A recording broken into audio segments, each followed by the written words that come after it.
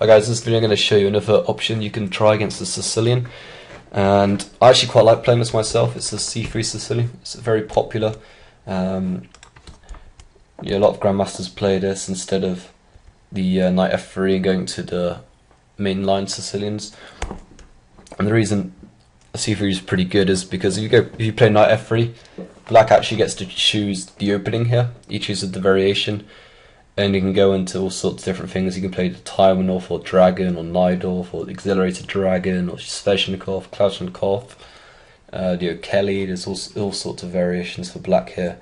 And because black chooses what to play in this position and what variation is Sicilian, it's most likely he's going to know it better than you do.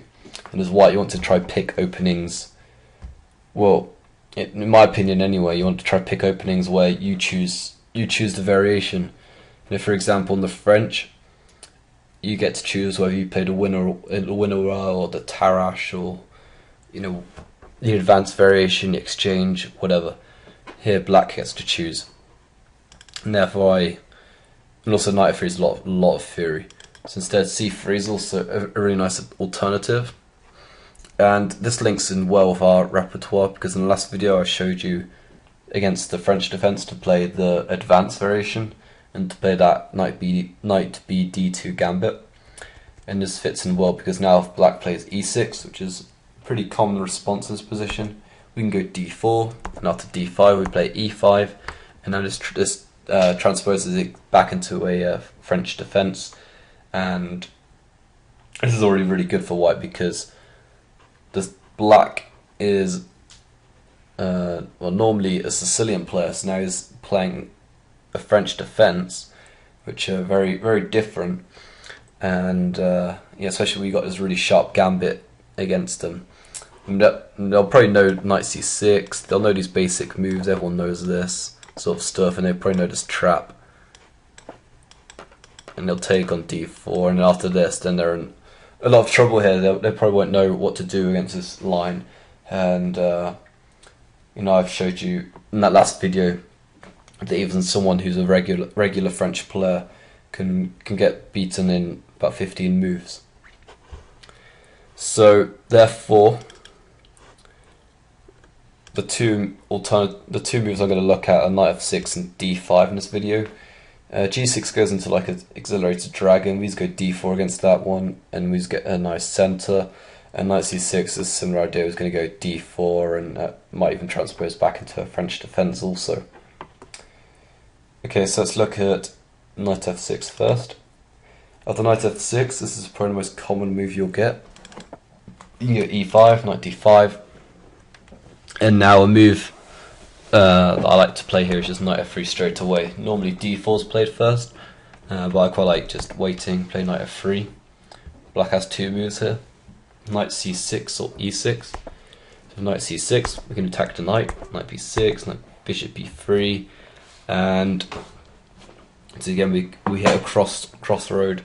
Black can either try and expand with c4 and tie down the white position, or you can start getting his pieces out with d6. If you play c4, this is probably the most critical. We go bishop back, sort of Roy Lopez style. Queen c7. So the idea now of c4, playing c4, is now d4 is no longer an option for white to defend c5 pawn because it's en passant. So we have to play queen e2 instead to defend the pawn. And now g5 is a interesting response from black in his position. He really wants to just try sacrifice his wing pawn for one of white's central pawns, and the position gets pretty sharp after this. And I'm not sure how much black wants to go into this sort of position. We can just play h3 and then go d4, and this pawn's always going to be pretty weak. So the main move is something like d6. We can take, queen takes d6, and now just knight a3 straight away. So we're preparing to come into b5. And now the best move I think is to play bishop e6 in this position. A lot of players will probably panic and just go a6, sort of an automatic mode, because they don't want that knight to come into b5. I'm pretty much guaranteed that 90% of players you face will play a6 against you.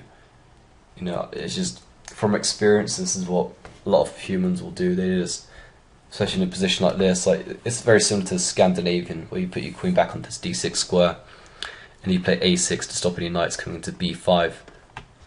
Okay, so here we use castle, bishop f5, d4, e6, bishop e3, takes, knight takes, bishop takes, and already I really like white's position. Sorry, because now, okay, well, bishop e7 can be played, and this actually tries to set up a trap for white if he tries and grabs the pawn on g7, as I'll show in a minute. But already, as both white's bishops are very well placed, this knight can enter the game pretty easily. He can come to c4. This king's relatively stuck in the middle. Given a chance, we're going to go queen f3, attack the b7 pawn, and we're going to bring our rook to d file and this rook into the e file, and we're going to have a very active position. Okay, so here black tries bishop e7, and the best way is just to play queen f3 and ignore the free pawn. The reason being, if we take here, black's actually setting up a trap, rook g8. Okay, so we trade queens, and now to bishop d4. It may look like we are just trying to hang on to a pawn, but now bishop h3 is very dangerous in this position. Just sacrificing the knight, and if we take this, then check. King to h1. It's never check. The bishop defends the rook. King comes back, and now just something like king d7, preparing to swing this rook over to g8, which will be checkmate. So something like f4 is going to have to be played, cutting out the protection from this bishop on the rook. And now to say something like rook takes b2. This rook check still very dangerous. This rook's on preen, and now this knight's also attacked. And this is not what we want from in this position. We had a really nice position, so we don't need to go taking. We don't need to go taking pawns here. So we go queen f3 instead. Okay, so now we're actually threatening the b7 pawn. Black can ignore, or we can play castles here, trying to set up a trap for the queen. So you're trying to trap the queen after knight d5. However, this doesn't work. Knight c4, and now queen f4 is played, and now there's a clever move, just knight e3, and this is just going to force a load of exchanges, and already we're overloading this knight. This knight is tied down to the defense of the bishop, and by eliminating this knight, then we are going to win the piece on e7. So black's going to have to start trading things off on e3 and then protect his bishop, and then there's going to be a pawn up in a very nice position, and yeah, definitely advantage for white.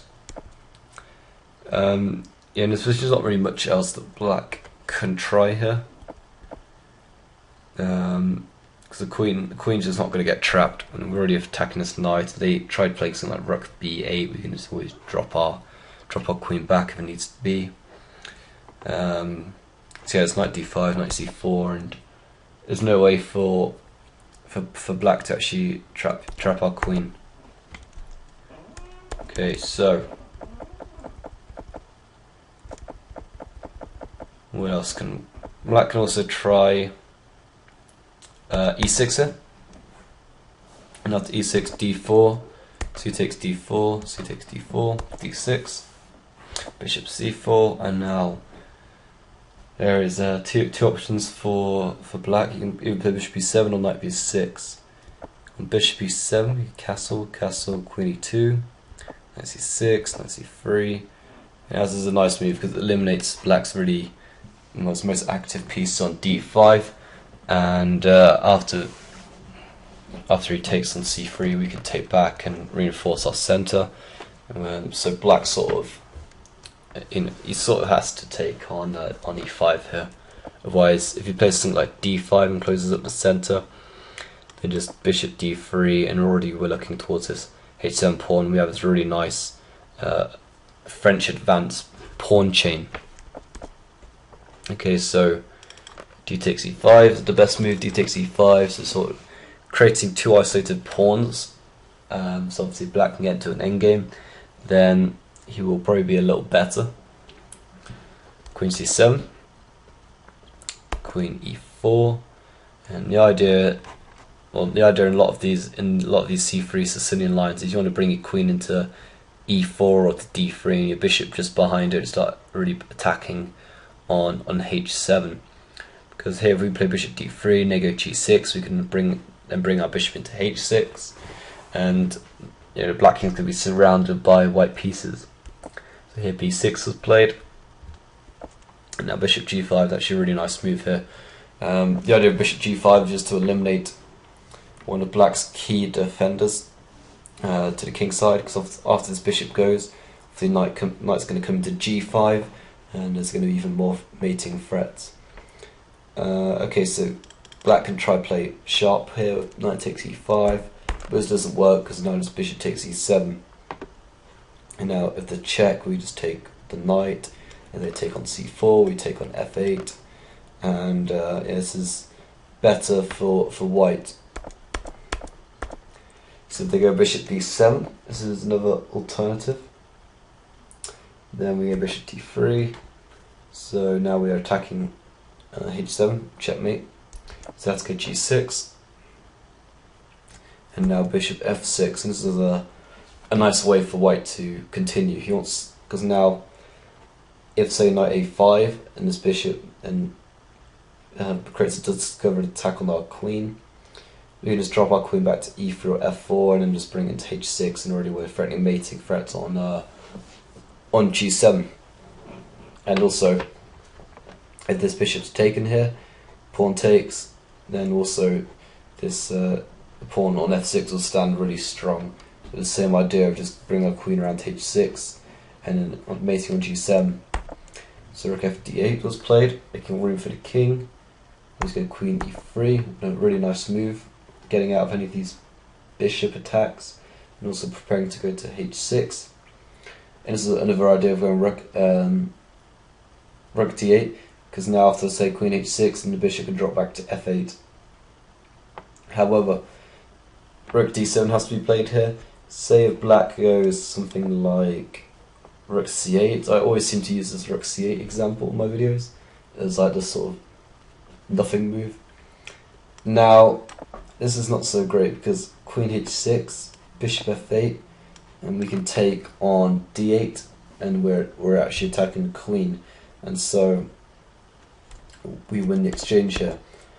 This is why, delete that one. This is why rook d7 needs to be played, because now after say queen h6, bishop f8, there's no bishop takes d8 attacking the queen. Okay, so we just need to bring our pieces into the game. Rook to d1, just protecting his bishop, and now we can also prepare to bring our queen to h6. Knight to a5. Okay, this is a pretty decent move, looking to come to c4, and now queen takes c3 might be a threat. We go knight g5, and now queen h3 is an option. Swing queen over, and now h7 is going to become really weak. Okay, so two moves that black can play: bishop takes f6 or rook a d8. If rook a d8, queen h3, h5 has to be played, and now it's knight takes e6, and black just lost here. I mean, if he takes on e6, probably you have to do something like this. His queen takes with check. Obviously, king can't come this way because queen f7 check, and it's getting mated next move. And if he goes king to f7, king to f8, let's try to find a mate here. Okay, so there's a nice mate. I guess you can just go like this then. Bishop g7 check. This should be working for white. King takes, take with check. And now after king back to f8, we can play this check. And now you see the whole point of sacking the bishop is now that this bishop's now coming in. Obviously something like this, and we go pawn check. And on king to onto g8, we go bishop check, and yeah, something like this. Black's getting mated, and if he tries king to f7, and then he's also getting mated this way also. So yeah, after king f8, this bishop g7 check just forced mate. So yeah, rook a d8 is no good in this position. Therefore, after bishop takes f6, probably a little better, I guess. Already black's position is looking a little hopeless here. We recapture. Rook comes over to d8 now, and yes, I guess you can see the move here, unfortunately. But yeah, this is the winning move, knight e4. And I guess after knight e4, what you got to figure out why this move is winning. Why is knight e4 so good? You know, obviously we want to bring the idea of knight e4 is to bring our queen to h6. But why knight e4? Why not knight h3, f3, or maybe take on e6? What makes knight e4 much better than any other knight move to allow the queen to come to h6, or just queen h3 here? So, well, the reason knight e4 is such a strong move, and the Grandmaster playing black in this position just resigned, it's because after knight e4, this is absolutely crucial, because now black doesn't have enough time to get its queen around to f8 to stop the mate on g7. If white had played carelessly with something like knight f3, same idea, queen h6, but now after say queen to c5, queen h6, queen goes back to f8, and now black's actually managed to protect the g7 square and stop checkmate.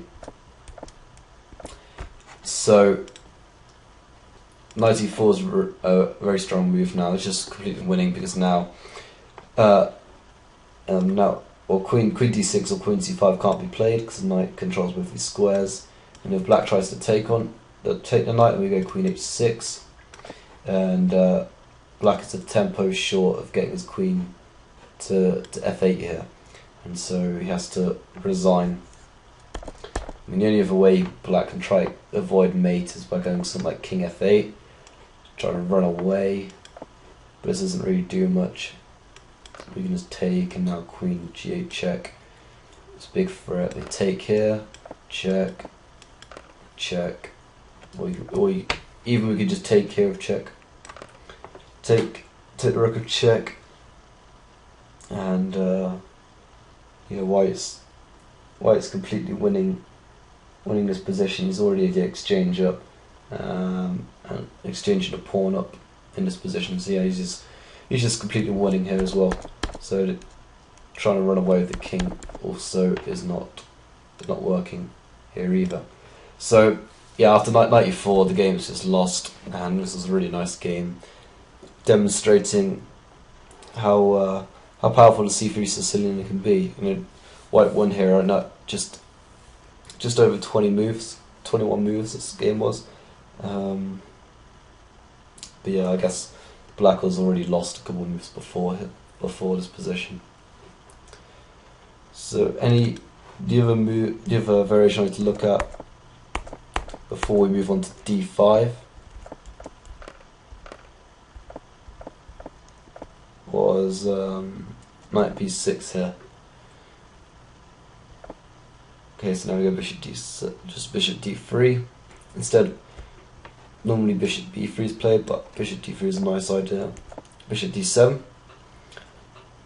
And if I was playing black against the c3 Sicilian, then this would be my choice to play knight b6 and this bishop d7, bishop c6 idea, sort of like a Fort Knox in French Rubinstein.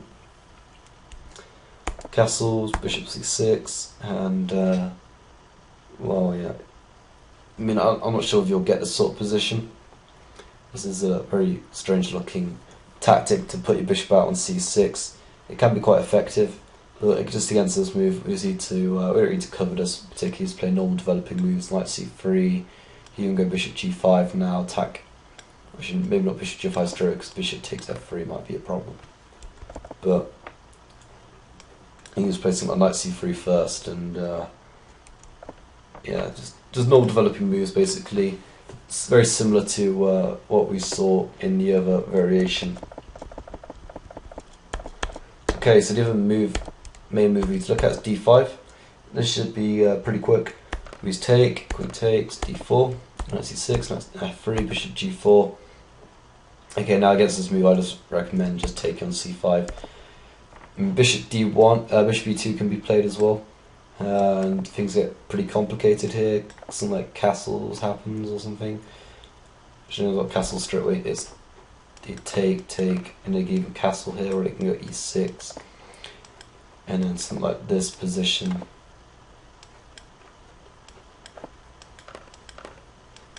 Yeah, this sort of weird looking position, which is okay. It's very solid, but it doesn't really give either side much winning chances.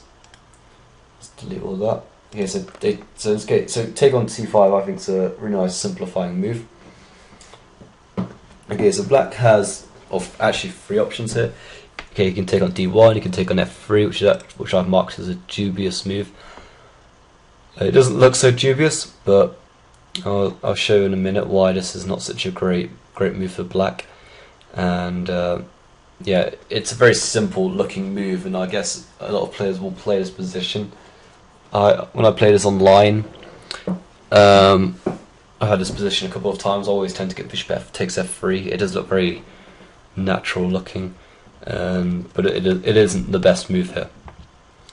Queen takes c5 is also one way to go about the business, but now he's going to say knight a3, bishop e3, just normal developing moves, and yeah, start attacking the queen. So I don't really think that's too vital in this position. Okay, so the main move is queen takes d1. King takes is forced, e5. So the idea now is just to go e4 next move, and this knight's going to be pinned. We go b4, also protecting our pawn on c5. And as e4 idea doesn't actually work, because we can always go h3, attack the bishop, and now there's no pin anymore. And after takes. White stands better in this position. He is we are a pawn up, and the white king can actually be very safe in these sort of positions. If black castles have check, we can bring our king to c2 and king to b3, and the king actually becomes quite a powerful piece in these variations. So yeah, this is very straightforward. You don't need to learn much. And then obviously bishop takes f3. You'll probably get this more often. And this move isn't good because now we can take on f3 with our queen, and I guess what black thinks about was the idea of taking on f3 is now queen takes f3, pawn takes f3, and now something like e6. But this is no good because okay, we have double pawns here and double pawns here, but now we actually managed to keep our pawn majority with b4. And there's no way black can actually win back as pawn here. You know, if you start playing things like b6 already, we can just take it, or we could go bishop b5 straight away. And yeah, that's a really bad way for black to continue. And white gets a really nice position. We're going to play bishop b5 anyway. And knight can come to a3 into b5 or c4. Put a lot of rook on g1. Put pressure on this g7 pawn.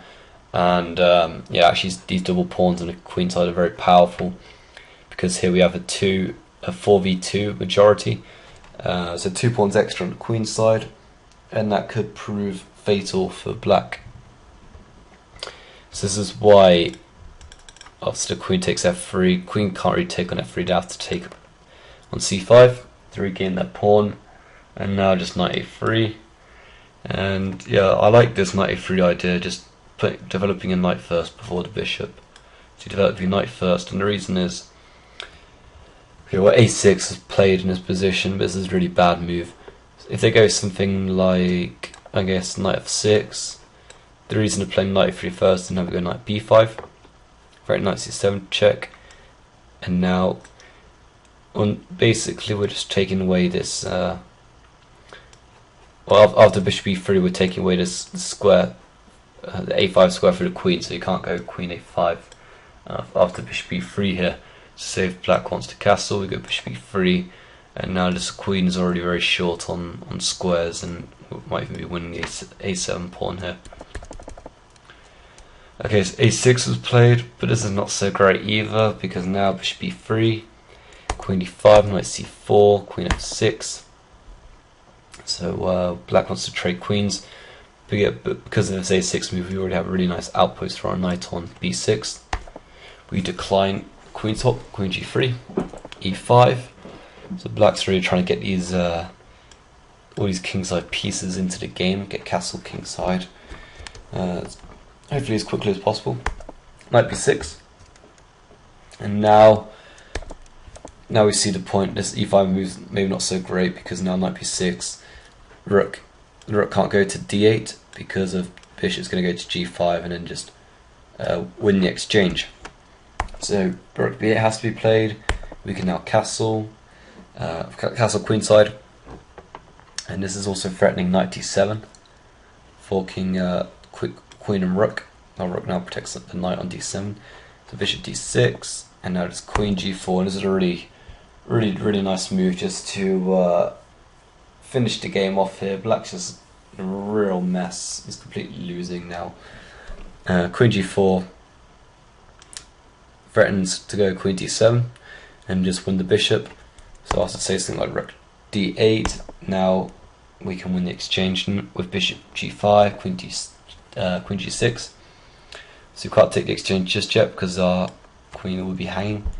So we go bishop d3, queen has to move again, and now we go bishop f5. Okay, so we allow black to take on a2, but now we're completely won after just bishop takes d8. And this bishop's also falling on d6. And if there's any checks, we can always just bring our bishop back to b1, and our king is as safe as you're gonna get. You know, we also threaten this queen takes g7 here, and just black can resign in this position. So yeah, that will cover everything on c3 Sicilian. There is some other lines they can play, some sort of side lines, but against those just play normal developing moves, very similar to like a French advanced setup.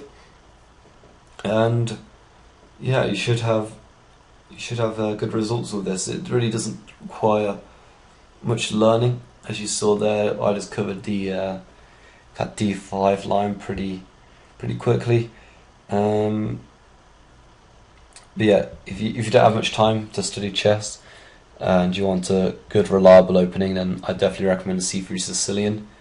I am actually playing the c3 Sicilian more these days, because I don't have the time to be looking at all the new theory in the mainline Sicilian, and I always feel that my opponent knows it a lot better than I do, and I'm at some sort of disadvantage. So I do prefer playing something like c3 Sicilian, where he might not be as well prepared, especially in the lines I've just given. So yeah, I hope you've enjoyed this video. Thanks for watching. Please like and subscribe, and I'll see you guys next time.